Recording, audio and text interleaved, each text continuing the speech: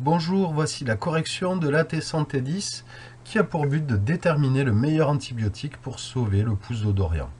Alors Dorian Bordebasse a eu son panari, il a été traité par antibiothérapie, par la pénicilline, et en fait ça va pas mieux.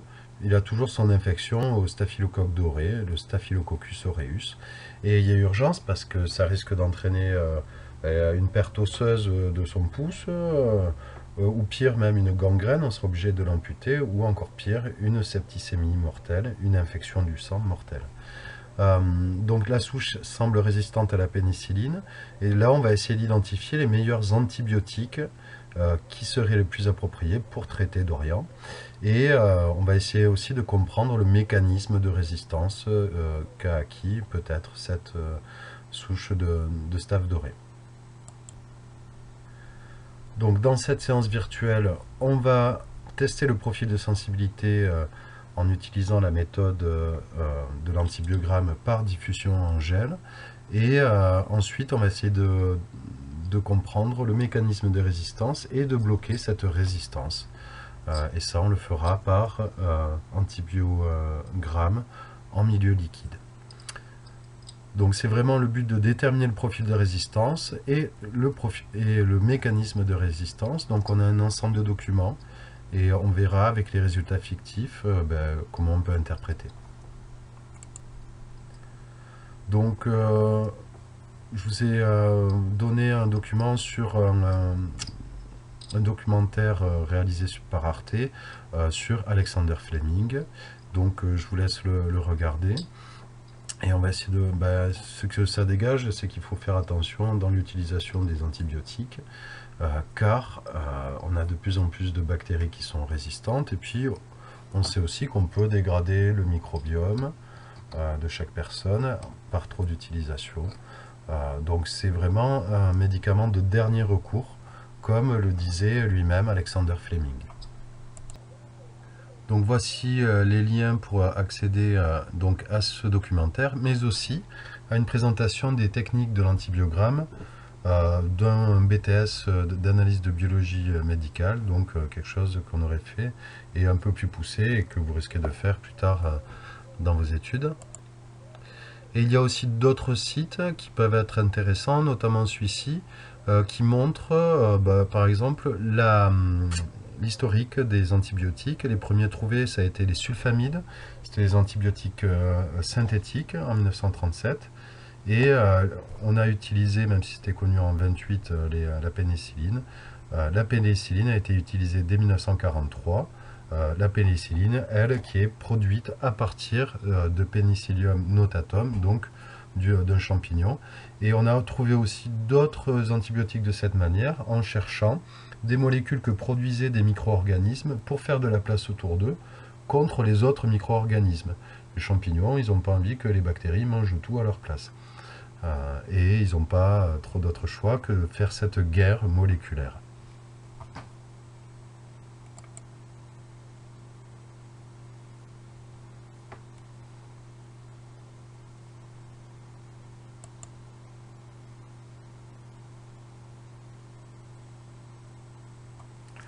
Oula.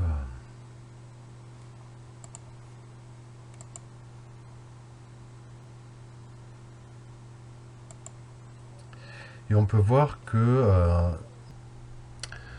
les cibles des antibiotiques sont de nature diverse, mais le but c'est de bloquer la croissance de la bactérie et encore mieux la tuer. Donc ça va s'attaquer soit dans les mécanismes de formation de la paroi, de la membrane, la réplication de l'ADN, mais aussi la traduction des protéines bactériennes. Donc ce sont là les cibles utilisées. Et les bactéries ont développé des résistances, soit naturelles, soit la modification de la cible est apparue par mutation d'un gène et l'antibiotique aura moins d'efficacité, soit par l'expression d'une enzyme qui va dégrader l'antibiotique, donc il ne pourra plus être actif, ou bien un défaut d'accessibilité des cibles parce qu'elles ne peuvent pas rentrer dans la cellule par imperméabilité, ou bien parce qu'elles sont évacuées de la cellule.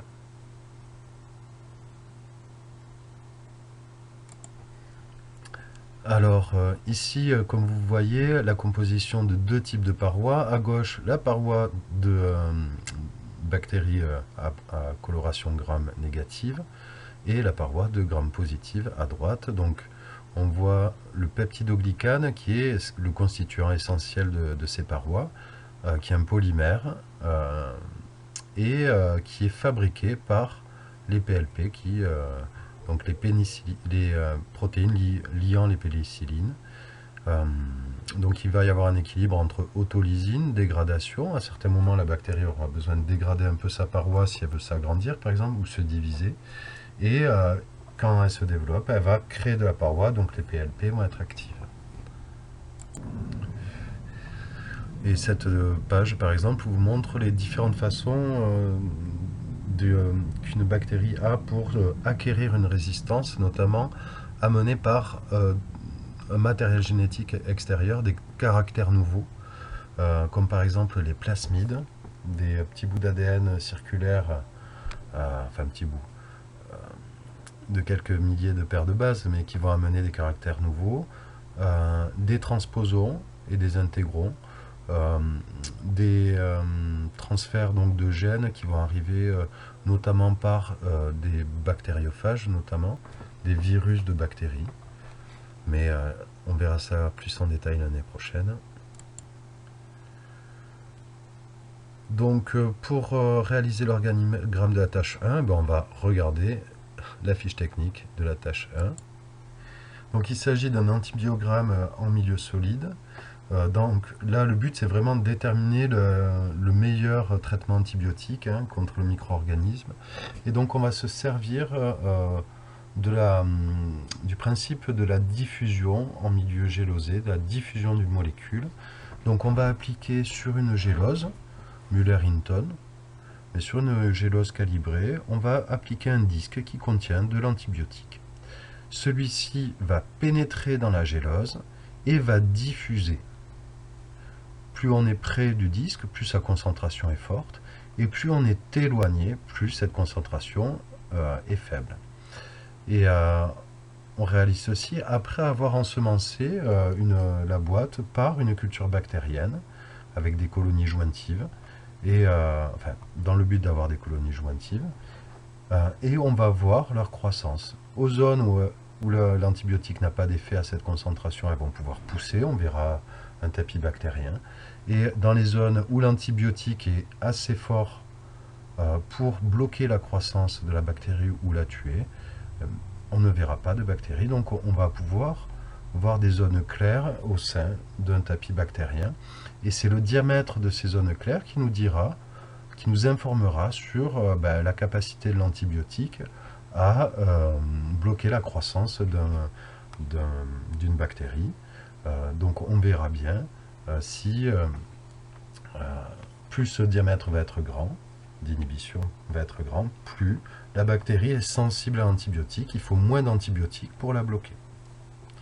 Et donc à la zone de jonction entre le tapis bactérien et le halo clair, on est en fait à la concentration minimale inhibitrice. Cette concentration qui est très importante puisqu'il va falloir dans un traitement d'un patient être toujours au-dessus de cette CMI pour être sûr que la bactérie ne pourra pas se développer même pendant le traitement antibiotique. Alors ici, on va s'intéresser aux résultats. Donc si on prend la gélose du haut représentée à gauche, on voit donc le disque qui est représenté, la gélose, et des zones qui correspondent à des intervalles où la concentration en antibiotiques correspond donc soit à des concentrations supérieures à la concentration critique supérieure, soit à la concentration critique inférieure. Donc ce qu'il faut se dire, c'est que pour qu'une bactérie soit sensible à un antibiotique, il faut que son halo d'inhibition soit au-delà de la concentration critique inférieure. Donc son diamètre d'inhibition devra être supérieur à ces valeurs. Si la bactérie a été inhibée mais est toujours dans la zone supérieure à la concentration critique supérieure. Là, on peut vraiment dire que on n'aura jamais assez d'antibiotiques chez le patient pour bloquer la bactérie, donc on va la considérer comme résistante. Et enfin, quand on est dans la zone intermédiaire, rose, ça veut dire que à certains moments du traitement, elle va être inhibée, mais à d'autres, elle risque de se redévelopper. Donc si le traitement est suivi inégalement, il y aura des risques d'échec thérapeutique. Donc on définit ainsi sensible, intermédiaire et résistant avec les façons d'interpréter. Donc voici un petit point sur la fiche technique rapidement. Donc pour la question sur la sécurité, on avait les antibiotiques qui peuvent causer des allergies. On demande tout le temps, souvent, est-ce que vous êtes allergique à la pénicilline ou bien les sulfamides aussi sont des causes d'allergie. Et bien sûr, les souches qu'on aurait utilisées comportent un risque biologique. Donc on aura la souche de référence, un staph doré, qui est déjà lui-même considéré comme pathologique, et encore plus la souche de Dorian.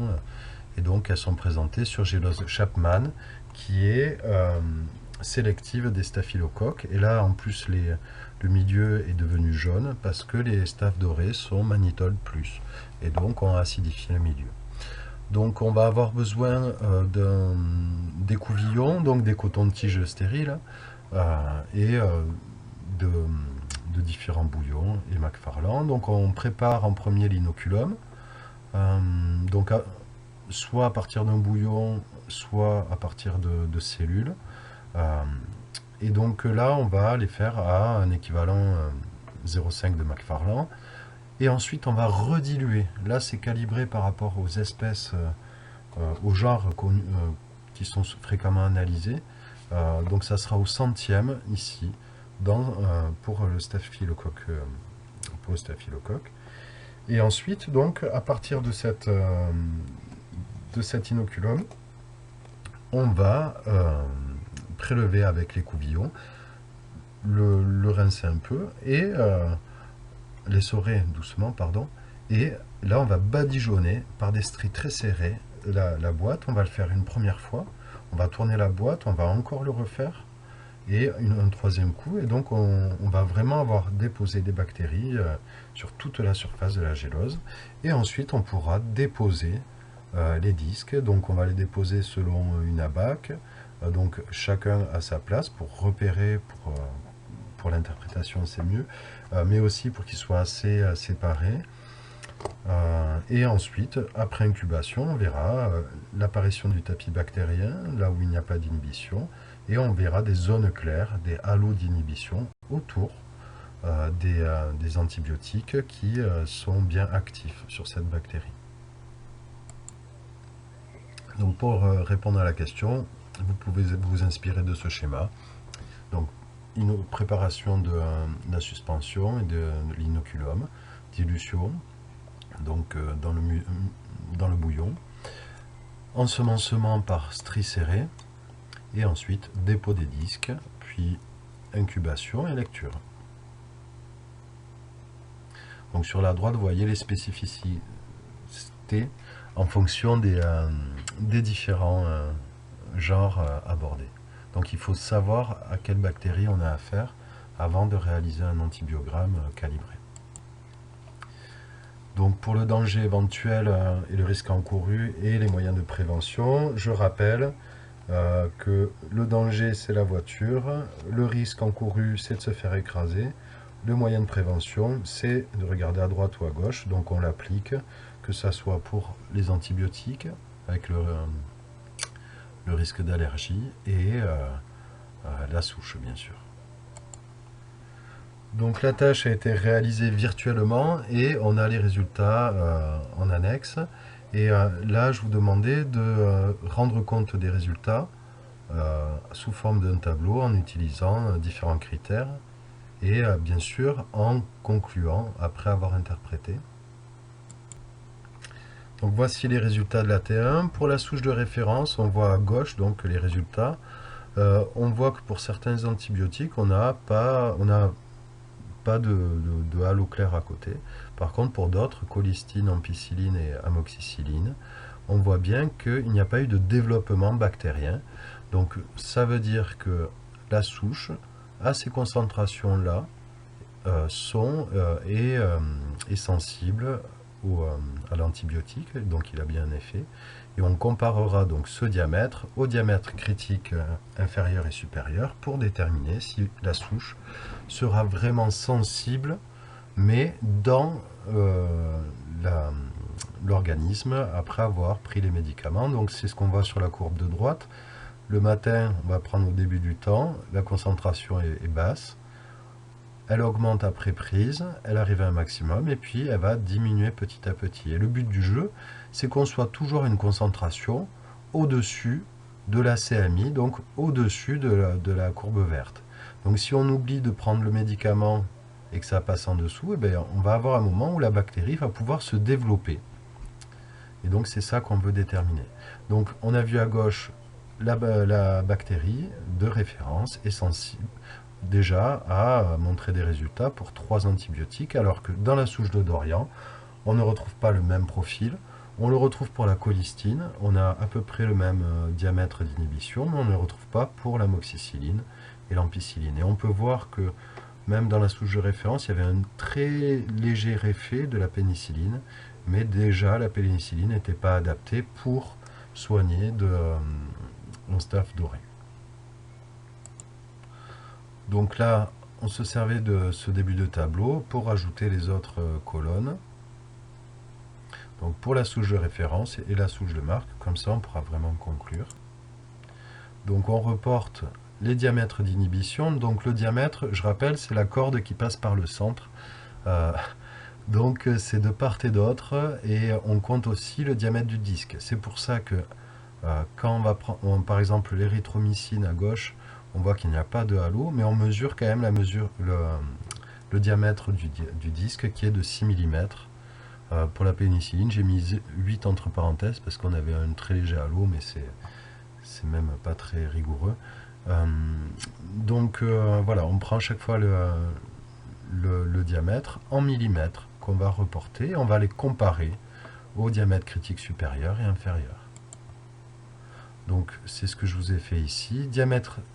Si le diamètre est inférieur au diamètre critique inférieur, c'est que la CMI est beaucoup plus haute que la concentration la plus haute qu'on aura dans le corps. Donc ça ne sert à rien d'en rajouter, on est au-delà de la courbe.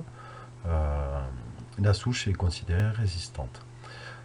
Pour l'ampicilline, pour la souche de référence, on voit que le diamètre est bien supérieur à la diamètre critique supérieur. Donc ça veut dire que la CMI, donc la concentration minimale qu'il fallait pour inhiber, est plus basse que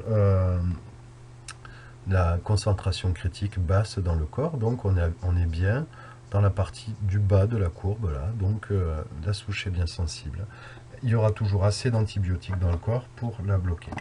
Et donc on reporte ça pour tout le monde. Et ce qu'on voit ici, c'est que on a la souche de référence qui est sensible à l'ampicilline, amoxicilline et colistine, alors que la souche de marque, elle est polyrésistante, elle va résister en tout cas à l'ampicilline et à l'amoxicilline, et elle reste sensible à la colistine.